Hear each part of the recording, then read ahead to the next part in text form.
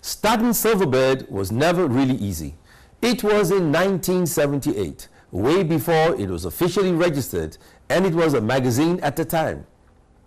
I printed some copies, but it didn't work out, so I got into promotions in 1980. Silverbird Productions is on fire, bringing to Lagos the classy, the sassy, the sexy sight and sound of Evelyn King. Evelyn's in love, and she wants to share her love with you. That was when the Silverbird brand fully started. At the time, we only did concerts, but my drive to get into the entertainment industry was developed when I was a student at the University of Southern California in Los Angeles. The school was buzzing with entertainment, and I had a friend called Louis Smallwood, who was a teacher to Janet Jackson on the hit TV show Good Times. I'm sorry, JJ. That's all right. She was just your normal, everyday, groovy, foxy, fantastic lady. And Todd Bridges, Dana Plato, Gary Coleman, who were on the TV series Different Strokes. No, it's me, Muhammad Ali. You'll have to speak louder. I can't hear you over those golden harps. My other schoolmate, a young actor called Lever Burton, who acted in Roots as Kunta Kinte. With friends like this, entertainment was my calling, but I had no money, so I created Silverbird Productions with a share capital of 20,000 naira, paid for by myself, my father, and members of my family. Between 1980 and 1983, I promoted 20 concerts, some of which you might remember. Kool and the Gang, This is your celebration. Celebrate good times, come on. Dynasty, Do me right, baby. Do me right, baby. Sky, Feels like I'm sitting on top of the world. Brass Construction, I can sing aloud. Shalimar, Right now, baby. Evelyn Champagne King, And there ain't no doubt about it. I'm in love. Delegation,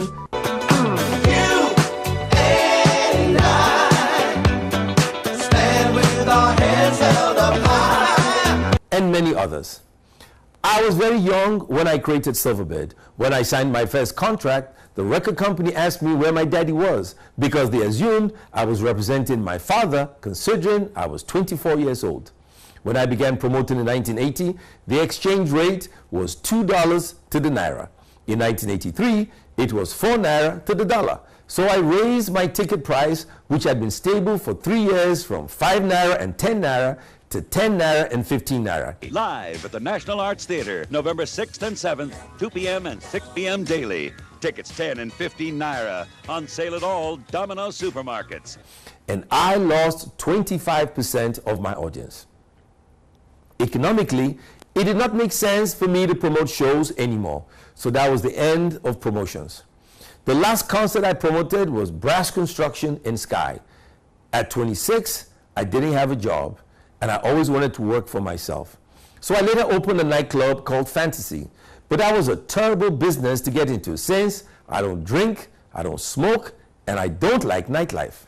In 1984, I met Reverend Jesse Jackson right after the Democratic Convention in San Francisco, where he ran an incredible campaign to become the first black man to be president of the United States of America.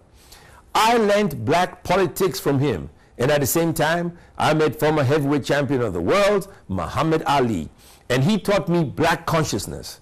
I was now ready for the next phase of my career.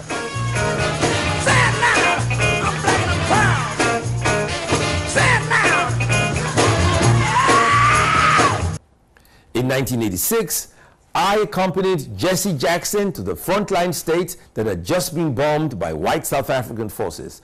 There I saw war and the disaster firsthand.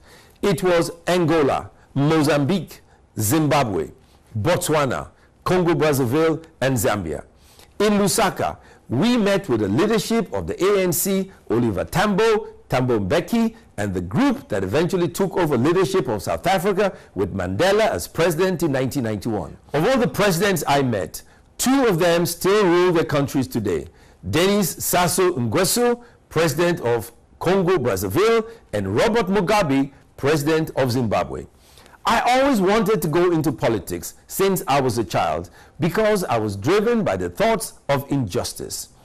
Why are we so critical about our leaders? One day, growing up, all of a sudden, I see tricycles on the streets. Now, a tricycle is used by a child who cannot ride a bicycle, and they use a tricycle first, then ride a bicycle. But our leaders now provide tricycles as a form of transportation. And I'm saying, if you buy it, you ride it. If you're brave enough to buy a tricycle for the poor, you ride it yourself. Don't drive a car, ride a tricycle. Politics has always been my true love, but out of boredom, I created the Most Beautiful Girl in Nigeria pageant and the Miss Intercontinental pageant. Welcome to the 1990 Miss Intercontinental pageant. A big round of applause from the Aikens Cultural Dance Troupe. Our reigning queen, Miss Brenda Marte from the Dominican Republic. And 19 beautiful contestants from all over the world. But before we crown the new queen, I'd like to stress the importance of the first runner-up. Should anything happen to the winner, the first runner-up automatically takes over and assumes the roles and responsibilities of the queen. I will announce the name of the first runner-up and then the queen. Are you ready for this? Imo, the winner, Miss Niger. To organize the Miss Intercontinental pageant requires you to travel. I remember in 1986, I visited half the countries of Africa. I think we have about 50 countries. I must have gone to 25 recruiting contestants, and then I came back after 6 months and found out only 4 had beauty queens. So I was a fruitless journey all across Africa through civil war areas of Angola, Mozambique, Zimbabwe, and many countries. Here are the 5 continental queens of beauty. Africa's queen of beauty is Miss Nigeria.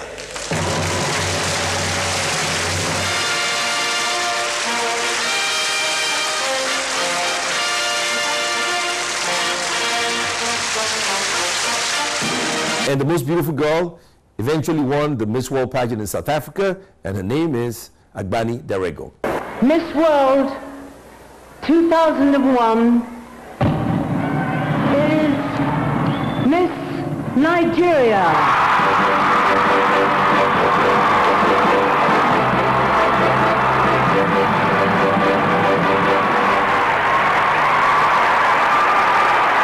I won the rights to host the Miss World pageant in Nigeria. Unfortunately, at the same time, a young lady, Amina Lawal, was convicted in a Sharia court for having a child out of wedlock, and the sentence was to have her stoned to death. This created an international incident, frightened the contestant, and embarrassed my country. Ultimately, the show got cancelled and moved to London, and we lost millions of dollars. In 1997, we built a pop radio station, a television station, and a mall in 2003. And in 2008, we built a Silverbed Cinemas in Accra, Ghana. Everything we did was hard because we needed funds and only the banks had them. So I started dancing with banks, some good, some bad. Now the problem was I wanted to do the waltz and they liked the twist. But once in a while, we danced in sync.